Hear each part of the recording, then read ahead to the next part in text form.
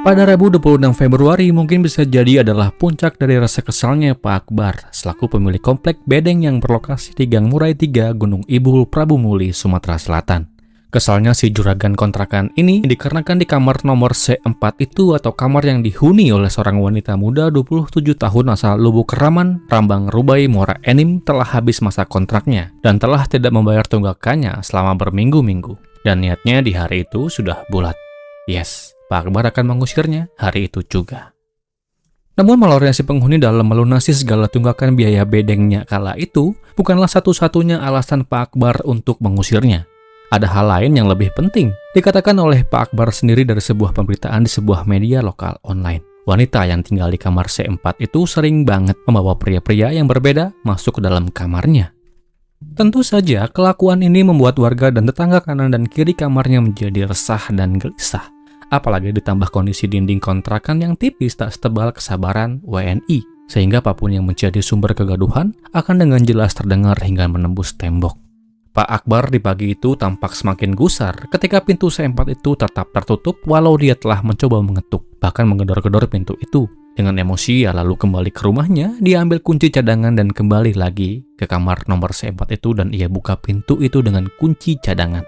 Dan betapa gelinya ia ketika ia buka pintu itu dan dia mencium bau yang sangat menusuk hidungnya. Ya, di pagi itu Pak Akbar yakin bahwa ia baru saja mencium bau yang berasal dari dalam. Penasaran, dia lalu membawa langkahnya masuk lebih dalam guna mencari sumber bau itu.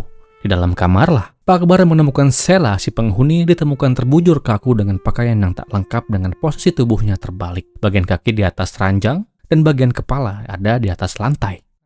Sebelum Pak Akbar membawa kabar itu kepada pihak yang berwajib, ia sempat mencari penghuni lain yang berada di sebelah kanan dan kiri kamar korban. Irawati dan Fitri yang tinggal tepat di sebelah kamar korban mengaku sama-sama mendengar suara cekcok keras pada Rabu 26 Februari 2020 jam 4:30 sore. Mereka berdua yakin suara itu berasal dari Sela. Dari balik dinding kontrakan yang tipis itu terdengar pertengkaran yang makin lama semakin panas. Keduanya mengaku bahkan mereka mendengar suara laki-laki berkata dengan nada emosi dengan ia katakan dan menuduh Sela telah berhubungan dengan pria lain dalam kamarnya. Tak lama keduanya juga lalu mendengar suara benturan keras dari balik dinding kamar, disusul suara gaduh lainnya seperti benda yang dilempar. Selain itu, kerabat lainnya yang bernama Martini mengaku beberapa hari sebelum kepergiannya, Sela sebenarnya masih sempat berkomunikasi dengannya. Pertemuan terakhir mereka terjadi pada Senin, 24 Februari di Taman Gunung Ibul.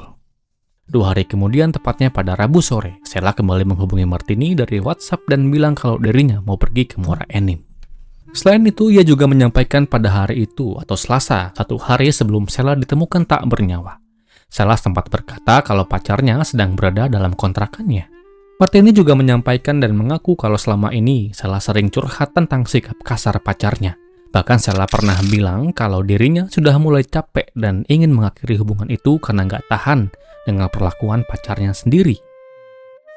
Setelah mendapatkan informasi yang penting itu, Pak Akbar segera kabur ke kantor polisi dan melaporkan segala yang ia temui dan ia sampaikan juga kesaksian yang disampaikan oleh rekan yang mengenal korban. Polisi datang singkatnya dan segera melakukan evakuasi tubuh malang itu ke rumah sakit guna mengetahui dengan pasti mengapa Sela pergi dengan kondisi yang sungguh menyedihkan.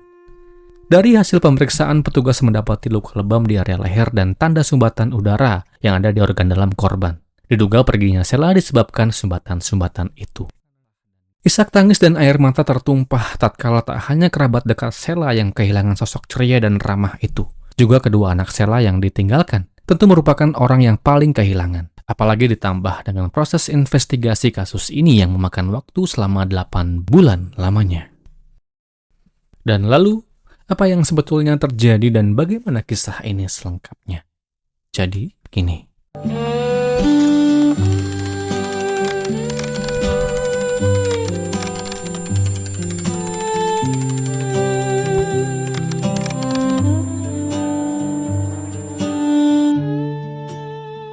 Menjadi wanita mandiri merupakan sebuah keputusan yang harus diambil oleh Yatri Yani alias Sela alias Citra.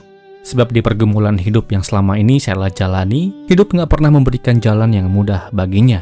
Tapi dari semua pahit itu, dia tetap memilih bertahan demi orang-orang yang dia sayangi. Setelah perpisahannya dengan sosok suami yang telah memberikannya 2 anak, membuat Sheila otomatis harus bergerak sendiri demi segala tanggung jawab dan demi terjaga perut kedua anaknya itu agar tetap terisi. Perjuangannya makin berat ketika dokter memvonis salah satu anaknya menderita sebuah penyakit yang cukup langka. Walau berat, Sheila tak pernah patah arang. Dia titip kedua anaknya untuk diurus oleh orang tuanya. Sheila dengan segala tekad dan tenaga serta skill yang dia miliki, dia berpindah ke Prabu Mulih dari rumahnya di Muara Enim. Di Prabu Mulih disebutkan bahwa Sheila bekerja sebagai LC di sebuah tempat hiburan malam. Selama menjalani pekerjaannya sebagai pemandu lagu itu, Sheila tentu mengenal banyak sekali orang-orang yang dia temui baik itu di tempat karaoke maupun di luar tempat tersebut. Orang yang ia temui tentu memiliki beragam sifat dan tujuan yang berbeda. Ada yang hanya modus hingga yang tulus. Nah, dari sekian banyak pria yang hilir mudik silih berganti itu, bertemulah Sheila dengan seorang pria muda 29 tahun asal Muara Enim yang bernama Denny Saputra alias Asep. Dari sebuah informasi yang saya kutip dari tribunnews.com dikatakan bahwa Asep telah memiliki 2 orang anak di tahun 2020 yang lalu dan dia bekerja serabutan. Saat ia bertemu dengan Sheila untuk pertama kalinya, Asep kala itu sedang bekerja di sebuah tambang batu bara. Pertemuannya dengan Sheila kala itu ternyata diam-diam mencuri perhatian Asep secara mendalam. Asep suka, dia tertarik dengan pembawaan Sheila yang manis dan anggun serta bersuara emas. Namun ada satu hal yang mengganjalnya kala itu, yaitu tentang pekerjaan Sheila yang sungguh dekat dengan dunia malam. Singkatnya, setelah dekat dan resmilah mereka jadian, atas bujukan Asep, Sheila akhirnya memutuskan untuk resign sebagai LC di tempat hiburan malam yang selama ini telah memberinya kehidupan bukan hanya dia, tapi kehidupan anak-anaknya juga. Ada semacam deal yang disepakati oleh keduanya sebelum Sheila undur diri dari dunia itu. Selama menjalani hubungannya dengan Sheila, Asep mulai mengambil peran besar dalam kehidupan janda 2 anak ini. Segala biaya hidup sehari-hari ikut ia tanggung, termasuk biaya sewa kontrakan tempat Sheila tinggal, yang berlokasi di Gang Murai 3, Gunung Ibul, Prabu Mulih, Sumatera Selatan. Sebuah komplek bedeng atau bahasa lain dari kontrakan yang dekat dengan rumah dinas pejabat Prabu Mulih. Bukan cuma itu, Asep juga membantu membayar biaya anak Sheila di sebuah pesantren. Sesuatu yang membuat Sheila percaya kalau pria itu benar-benar serius menjalani hubungan mereka. Bahkan Asep yang kala itu bekerja di sebuah kebun pisang di daerah Lampung sempat minta Sheila untuk ikut dengannya berpindah ke Lampung.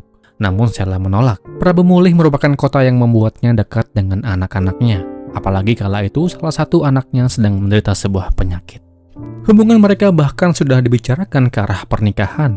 Ya, Asep berjanji akan menikahi Sheila, memberikannya nafkah lahir dan batin, serta menjalani hidup bersama sebagai keluarga yang utuh.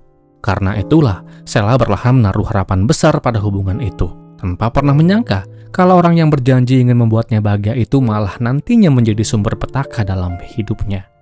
Jadi begini kronologinya.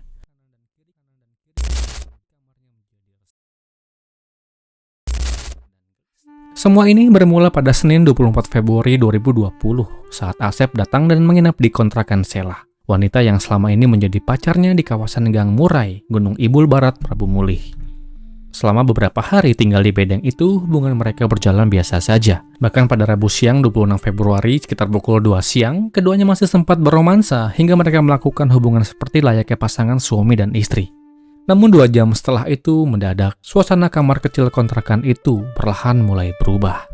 Sekitar jam 4 sore, pada saat Asep dan Sheila sedang berbaring di atas kasur sambil main handphone masing-masing, tiba-tiba saja sebuah pesan WhatsApp masuk ke handphone Asep. Saat pesan itu dibuka, di dalamnya terdapat foto dan video seorang pria sedang berpelukan dengan Sheila, termasuk rekaman lain yang memperlihatkan Sheila sedang berjoget dengan pria itu. Melihat hal itu, emosi Asep lalu terpancing. Dia berdiri sambil memukul kasur, lalu membalikkan badan menghadap Sheila sambil bertanya dengan nada tinggi, menuduh Sheila telah membawa pria lain masuk ke dalam kontrakan itu.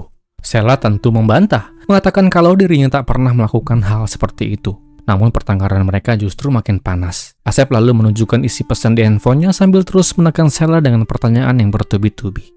Di tengah cekcok itu, Asep yang emosi dengan mudahnya dia layangkan tangannya dan tepat mendarat di wajah Sheila berkali-kali.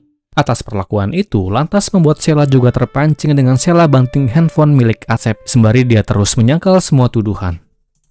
Dalam keadaan marah yang tampak lebih memuncak, Asep kepala Sheila hingga membentur tembok dinding berkali-kali. Setelah itu, keduanya sempat terduduk di atas kasur, namun pertengkaran itu belum usai.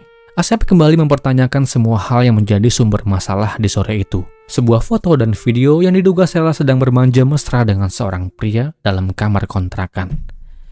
Sheila yang terlihat lelah dan ketakutan akibat serangan itu hanya minta Asep untuk mencari wanita lain yang lebih baik daripadanya. Namun malah kata-kata itu membuat emosi Asep kembali meledak.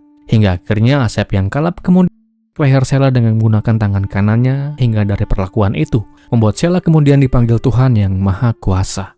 Saya ucapkan duka yang mendalam. Setelah memastikan Sheila pacar yang ia cintai telah pergi, Asep lalu mendorong tubuh itu ke sudut ranjang, lalu menutupi tubuhnya dengan selimut sementara bagian kepalanya tupi menggunakan bantal. Sebelum melarikan diri, tak lupa Asep juga membawa sejumlah barang milik korban, mulai dari sepeda motor Yamaha Mio putih, 2 buah handphone, dompet berisi uang, hingga dokumen-dokumen pribadi milik Sheila. Semua barang itu kemudian dijual olehnya untuk dana pelarian menuju Kerawang, Jawa Barat, meninggalkan tubuh korban sendirian dalam kamar kontrakan yang sejak sore sebelumnya telah dipenuhi dengan suara pertengkaran dan tangis ketakutan dan selesai. Proses penangkapan Denny Saputra alias Asep tidaklah mudah, dikarenakan selain Asep dikatakan rajin berpindah tempat dari satu kota ke kota yang lain, juga PSBB dan PPKM, sebuah program pemerintah guna menanggulangi wabah COVID, membuat petugas kesulitan mencari jejak pelarian Asep. Hingga 8 bulan setelah perginya Sheila, atau sekira bulan Oktober 2020, petugas akhirnya berhasil meringkus Asep di Kerawang, Jawa Barat.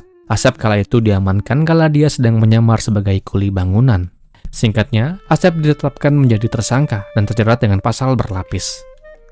Di dalam sebuah persidangan yang kemudian diadakan oleh Pengadilan Negeri Prabu Muli, melalui majelis hakimnya, kemudian menjatuhkan vonis kepada Denny Saputra alias Asep dengan hukuman 15 tahun penjara. Demikianlah kisah ini, semoga akan terus ada pelajaran yang bisa kita ambil dari kisah ini, dan kisah ini pun berakhir